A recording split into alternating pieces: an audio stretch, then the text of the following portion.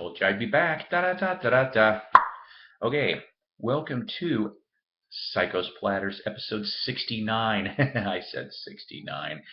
Anywho, I mentioned this was going to try to be a back-to-back. I'm going to try to squeeze this all in. I don't know if I'll be able to. Yeah, still drinking that same Pennsylvania beer. Okay. If it turns out that I blab a little too long, then maybe I'll do a third part, but I'm going to try to squeeze it into two. All right. I literally stopped today at a garage sale.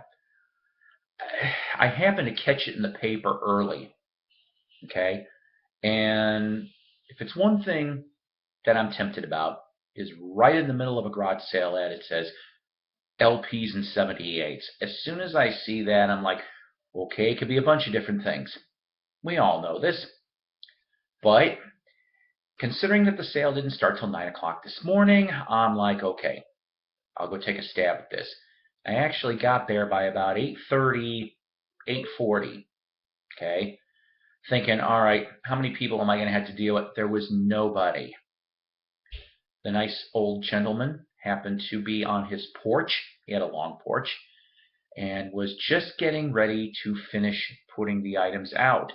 It appears I was the first one there. I don't get to do that often. It was kind of rare. Needless to say, he had about 6 to 7 crates of albums. So let's say about 150 albums. Sounds like a good number. I'm going to go with that. It could have been slightly more than that. I don't know. But so I looked at the 78s. The 78s weren't anything fantastic. It was big band. Nothing real there. And I went through the first 2 to 3 crates of albums. And I was just like, oh, geez. Lawrence Welk, Manavani, that kind of stuff, right? Excuse me, I got to sort here for a second. Because I actually had two finds today. So let me try to sort this really quick. But so the thing is that I ended up being able to get the albums for slightly more than $1 a piece, which wasn't too shabby, I thought. But here's the thing. As soon as I got done with the albums, I was done looking at them in about 5 minutes, maybe a little more than that.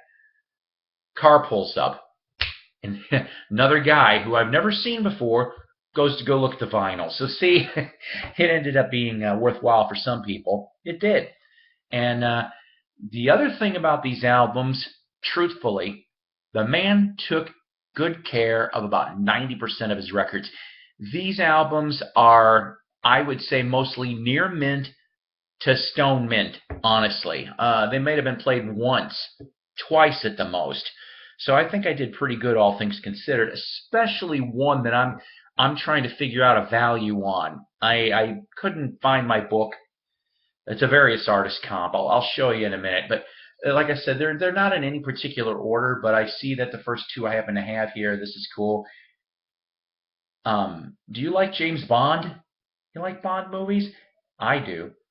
I like. I stopped watching after '85.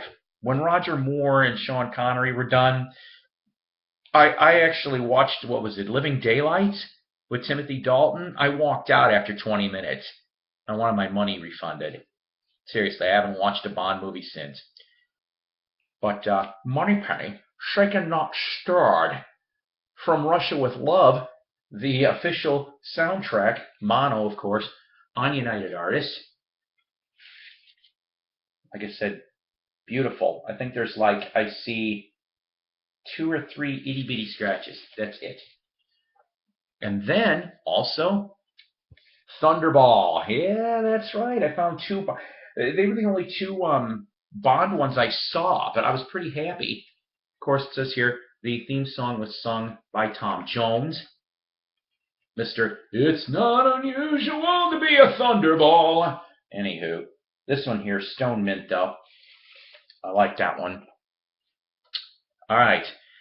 Uh, I only had like one or two albums of his in my collection. Chet Atkins Workshop in Living Stereo. Yes, yes, yes, yes. On RCA Victor, it says electrifying. Couple little hairline scratches, nothing too bad. Really nice though. He just looks so serious.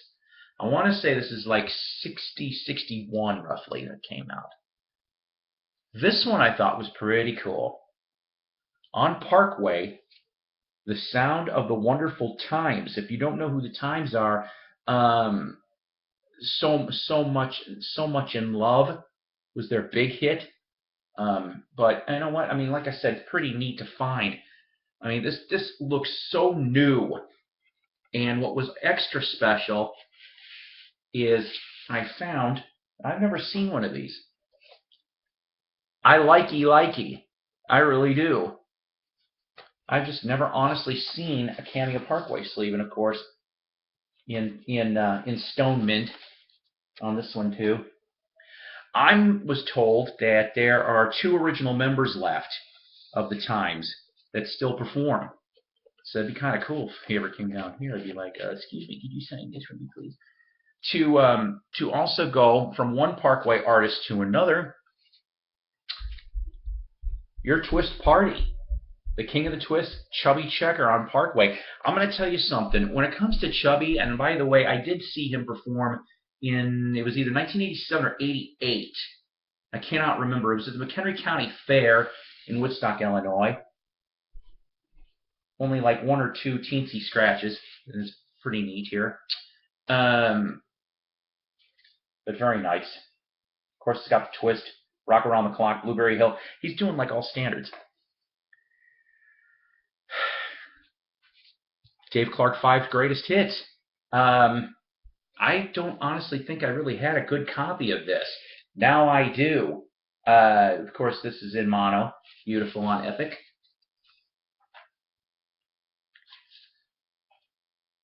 This is where it gets a little weird. There was a couple 70s albums mixed in.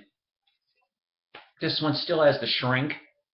Ronnie's going to know about this band, New England. But this is the other album. This one's on Elektra from 1980. I have the other one, I think, called Hello, Hello, which was produced by Paul Stanley from Kiss. Well, this one's not. This one's Mike Stone produced this one. But this, of course, is on Red Elektra. And then I requested 13th Floor Elevators on Ronnie's show last week. No, I don't have any 13th Floor Elevators, but this is the first time I've ever seen a Roky Erickson solo album. Roky Erickson had a band called the Aliens, and this one's called The Evil One on 415 Records from 1981. None of the other people. Well, wait a minute. I take this back, kids. There is some fun people on this. If I remember correctly, and I hope I'm right on this, Electric Auto Harp is Bill Miller. If I remember correctly, Bill Miller was a member of Moby Grape. I hope I've got that right. And on bass, Stu Cook from Creedence. So that's kind of nice that they ended up doing this. Let me see if I can pull the label on here.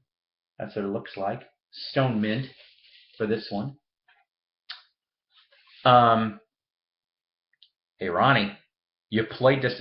This song's been in my head since last week, but I got the album. Action, action, action. Yeah, in mono. Keith Allison, former member of Paul Revere and the Raiders, and solo artist, and worked with Dolenz Jones, Boyce and Hart. Like I said, in mono. Beautiful stuff. Brenda Lee with Sweet Nothing. Actually, most of the time I see Brenda Lee albums, they're pretty beat up. This one here is in near mint. Kingsman Volume 3. These ones I never can find in really good shape either. This one on Wand. This one, maybe a VG+. I like trying to find bands that I've never heard of before. On Reprise, a band called 30 Days Out from 1971. This is the front. This is the back. This is a white label promo, Stone Mint. But like I said, I never heard of these guys, and I'm going to be curious to listen to this one.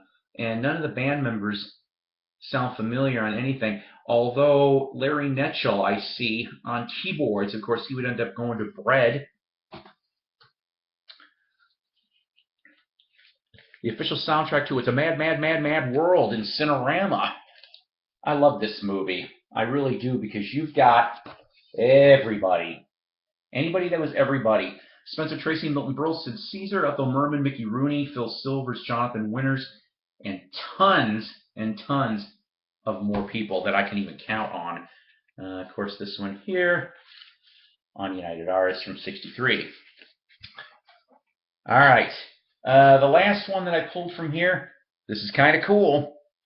On Coral Records, Hitsville. Now, I've never seen this before. I also just realized it says here this is a true hi-fi stereophonic record. That is what it says. I didn't realize this until I look at this here. And on here, the reason why I grabbed it, like I said, it's a very Stardust thing. Buddy Holly doing Raining in My Heart, Jackie Wilson's Lonely Teardrops, and Oh Falling Star by the Four Knights, which looks like a black doo-wop group. Beautiful, beautiful condition. I'm not going to pull this out, but it's on the red coral. So this is a 50s album. Beautiful stuff on that. I'm telling you. Real quick, Salvation Army. A sealed Chet Atkins reissue. Originally 1964, but no, Lord knows what that one is. All right, Tim, don't laugh at me too much. I didn't have any Barbra Streisand in my collection till today, but I'm not keeping it very long because it is Stony End on quad. Yeah, that's right. First Barbra album I've ever seen in quad. Newport 58 with Dinah Washington, Max Roach, and etc. on Mercury. Really nice shape there. Stan Getz doing the soundtrack of Mickey 1 on MGM, Black Label. This is the cool one. I've never seen this before. On Tamla, Stevie at the Beach from Stevie Wonder. It even has the original sticker in the shrink too. Turns out it's about $80 in near mint. I've never heard this or seen this, but we played it earlier today. Doug and I did, and I like it. So does he. All right, guys, I crammed it all in. Wax Museum with Ronnie Dark, 6 to 9 p.m. Central Standard Time Sunday nights. Like him on Facebook. Like him on YouTube. Night Owl Lounge with Mike Adams. Go like him on Facebook. Listen to his show 9 to 10 p.m. Central Standard Time. Thrifty Music Collectors. Okay, go like them on Facebook. YouTube Vinyl Community. Like them on Facebook. Vintage Rock Magazine, Shindig Magazine from England. And then me, Mr. Mayo. Go like him on YouTube. Really cool Beatles and Elvis stuff and other record collecting spiel. It's always good to hear from him, also out of New York, too. Take care, God bless, and I will see you very, very soon. I hope you guys have great weeks in collecting.